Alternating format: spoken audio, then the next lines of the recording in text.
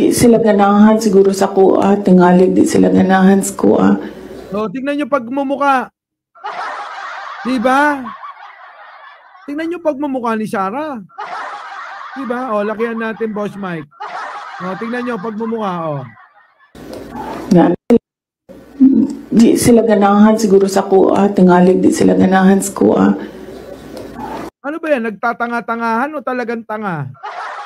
Nga mo ginong mga insecure. Oh, sino ang insecure, Sarah?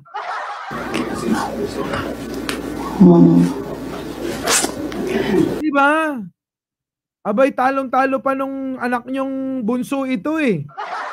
Yung pabebe ba? Yung nagpapabebe? Sarah, ano ba talaga? Puta, kung ganito magiging presidente, mga kababayan. Abay, magkanya-kanya na tayo. So, ang tagline ng OVP is para sa Diyos, bayan, at bawat pamilyang Pilipino. Hindi na po ngayon. Tingnan nyo, para sa Diyos, bayan, at sa pamilyang Pilipino. Pero ang pera, kinukurakot mo. Oh, kalma. Baby, kalma. Huwag mo naman akong bigyan ng dahilan para tapihan ka. Diba? Diba? Oh, sige, tuloy. Starting today, ang tagline ng OVP is Drag Me to Hell. Manang-mana sa tatay, diba? Banggit na banggit yung imperno. Ganon din yung tatay eh. Yun din lagi lumalabas sa bunganga. Diba, Tita Ning? Oo, paring Red, sa lato ng mga bagong dating. Oo, alam ko naman, yung mga iba dyan. Ka-Warrior TV, yung mukha ni Inday parang yung nasa horror movie na smile. Ha? Talaga? TGRK, oo. TGR 2024. Catherine, oo, nandyan na.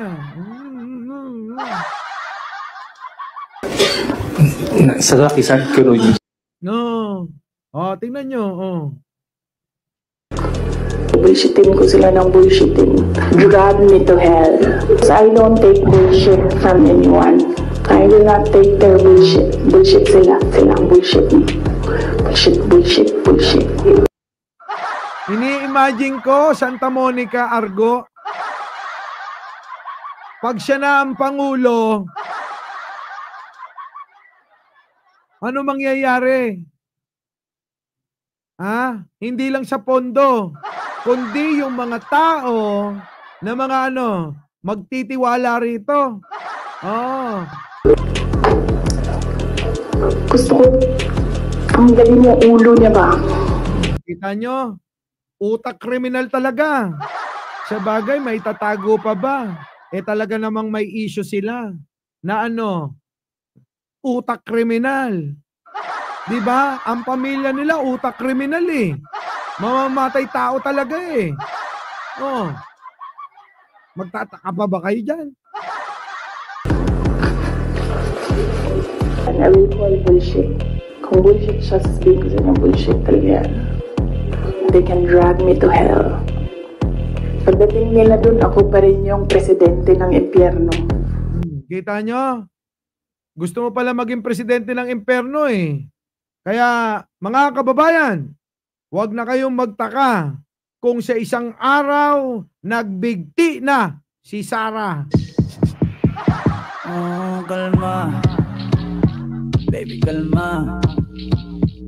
Huwag mo naman akong bigyan ng dahilan para tapihan ka. Sa mga gustong sumama sa impyerno, yung mga gusto maging presidente siya, kayo'y malayang malaya. Oh, kalma.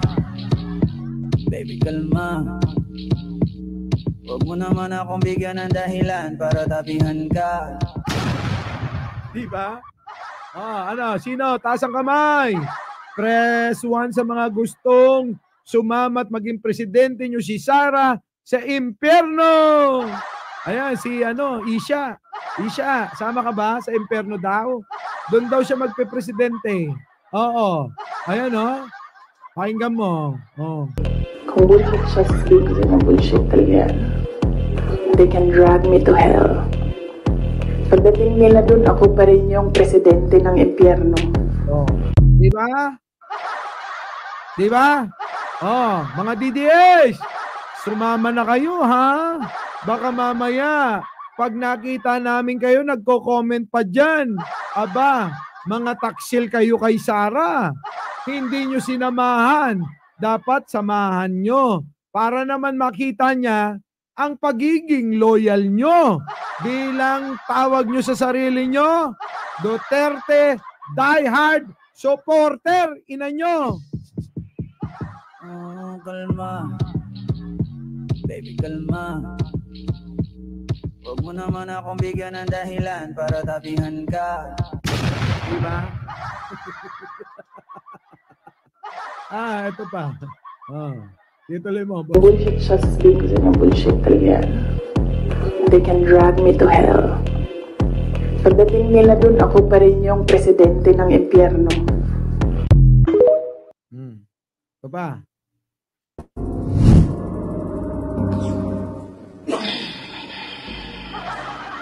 Araw-arawin natin si Sara. Hanggat hindi natin nakakikitang nakabitin na siya sa ilalim ng puno ng kamatis. Tignan natin, ha. Oh, abangan nyo na. Baka mamaya yung liig niya, nakikita nyo yan? Baka naman, yaan ay palatandaan na ng talagang sarili niya, ginugurgur niya na. Oo. Okay.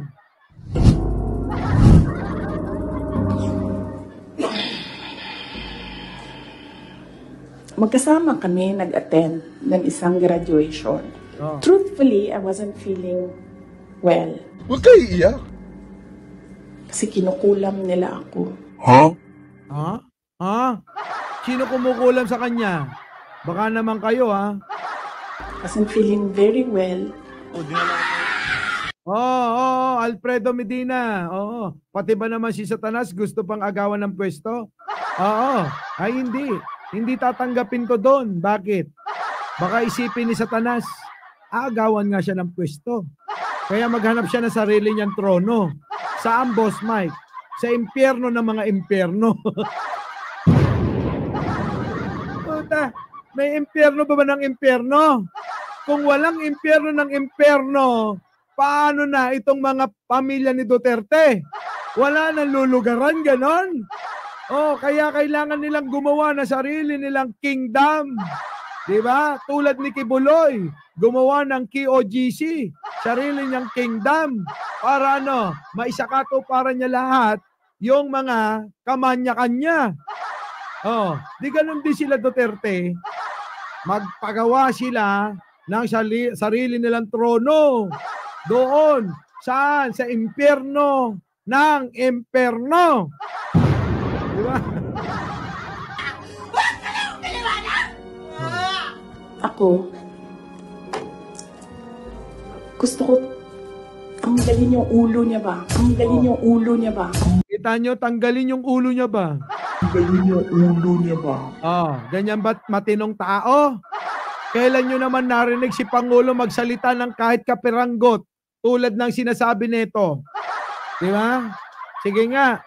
Kailan nyo narinig si Pangulo na Bongbong Marcos, na tulad nito kahit kapiranggot? Joyful. Oo. Kahit kapiranggot lang sa pananalita nito. Netong iniidolo nyo na hindi na namin alam kung ano ba, siraulo o mas siraulo pa sa mga siraulo. Kalma. Baby, kalma. Huwag mo naman akong bigyan ng dahilan para tapihan ka. Diba? Diba, Priscilla Batan? Michael Palencia. Ano masasabi mo? Aguuyong, ha? Aguuyong. Luis, The Exorcist. Moving, ganyan. Na-possess. ABS. Tanggalin ang ulo dahil sa relo. Anak ng pating na yan. Relo na naman ang issue nyo. Diba, mga kababayan? Isipin nyo mga kababayan, yung relo pala, yung watch me, ano ba sabi doon? Ni Sarah, can I have your watch? Na sinasabi, yung pala, yun kalakaran at talagang sinasabi yun. Hindi ibig sabihin, ibigay yung relo. O sinasabi nila na hindi daw naintindihan ni Presidente. Anong patunay dahil sa sinasabi ng isang loko-lokong katulad ni Sarah? Mahirap paniwalaan. Bakit? Kita nyo naman, si Sarah na lang, nuknukan ng sinungaling. Na siya lang naman ang nagsabi. Walang patunay. Dapat meron pang iba. Diba? Oh, can I have your watch? Ibig sabihin nun, abay, yun na nga, sinabi rito, Fiona Joey, can I have your guidance? Yun! So si Sarah ang hindi nakaintindi. Hindi si Pangulo. Ginawa lang nitong isyo. Kasi kung naintindihan nito, at kung totoo yon, dapat yung relo niya ang binigay niya. Diba? Siya lang nagsabi.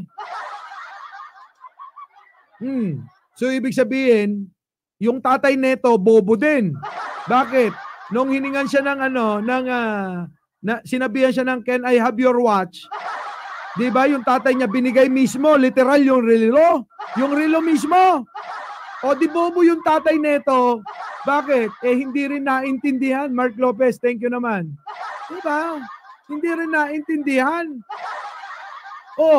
Tapos isisisi nyo kay Pangulo na hindi nagbigay ng relo kasi unawa ni Pangulo na hindi yun yung kahulugan nun. Literal na ibibigay ang relo. Gets nyo? Itong mag-ama na ito, ma-issue. Kasi sila ang totoong hindi nakaintindi sa tinuran nung gumraduate. Oo. Kalma. Baby, kalma. Huwag mo naman akong bigyan ng dahilan para tabihan ka. Diba? Alam niyo, ang dami na nagagalit sa atin. Oo. Kaka-araw-araw natin dito. Diba? Simple, ginawang literal netong gaga na to Palibasa, ginawa nung tatay Nung sinabi nung gumraduate na police, abay, literal, binigyan na relo. Buti sana kung mamahaling relo. Kaso, 300 doon sa 168. Oo. So, sino ang tunay na hindi nakakaintindi? Diba ikaw, Sarah, at tatay mo, kayong dalawa ng tatay mo hindi nakaintindi doon. Huwag niyong ibintang kay Pangulo. Kalma. Baby, kalma. Huwag mo naman akong bigyan ng dahilan para tabihan ka. Diba? Ewan ko ba sa mga ito? Pasalamat kayo, hindi tayo naging Oo. 3,450. 3,450 pala yun. Biruin mo, literally bibigay 18 milyong halaga ng relo. Pamimigay ni Pangulo. Saan kayo nakakita ng ganon, mga boss? Abay, baka mamaya pagtanggap nun hindi na matuloy. Magserbisyo yung tao. Bakit? Biglang yaman Di ba? Biglang yaman niya, biruin mo, instant, may 18 million agad. Kahit pa sabihin mo, benta mo, 50% discount, meron pa ring 8 million. Aba, malaki ng puhunan yon para makapag-umpisa at hindi na itaya yung buhay nun. Diba? Visit. Ang simple-simple lang pala. Katiting official. Magaling lang talaga sa maglustay. That's crazy. Imagine myself cutting his head. Huwag mong subukan. Masisira ang Ito. Isa pa to. buhay mo. Gusto ko, ganun din ang gusto ko gawin doon sa mga katabi ko. What?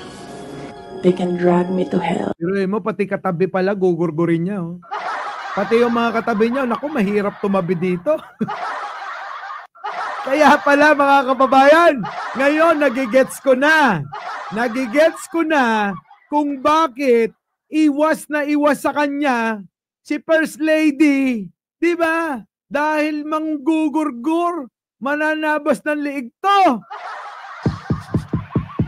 Oh, kalma. Baby, kalma. Huwag mo naman akong bigyan ng dahilan para tabihan ka. Kaya pala, si First Lady, iwas na iwas sa kanya. Diba? Ano, Mark Janap, ano? Ha? Kaya pala eh. Kaya wag na kayong magtaka. Miss Agnes, biruin mo pati katabi, gusto rin pugutan ng ulo. O sino ang hindi matatakot dito? Kaya dapat lang ito talaga. Doon lang to sa safe house naglalagi. Huwag nang palabasin ito. Baka mamaya, habang naglalakad to, bigla na lang to mananaksak at tatanggalin ang ulo na makakasalubong neto. Grabe, no? So anyway, mga kababayan, balik tayo mamaya, ha? Dahil meron pa akong lakad. Opo, ha? Wesley Mateo, Bebelin Matias. Sa mga hindi pa nakakapag-like, bago tayo magpaalamanan, ha? Opo, mag-like muna kayo bago tayo maghiwa-hiwalay. Ikawaryo data apo. Very hot river. Nandyan na. Elsie Florence, Agamuta, Esther Pilcher. Opo. Sa inyo pong lahat, Lord Glenn, Late Cash, Slapchick. Opo. Muli, ako po ang inyong lingkod. Dwayne Cariaga. Mike Cerveria po. Laging nagsasabing, mahalin natin ang ating kapwa. Pagdasal po natin lagi ang ating bansa. Maraming salamat po sa muling pagsama. Our beloved Boss Mike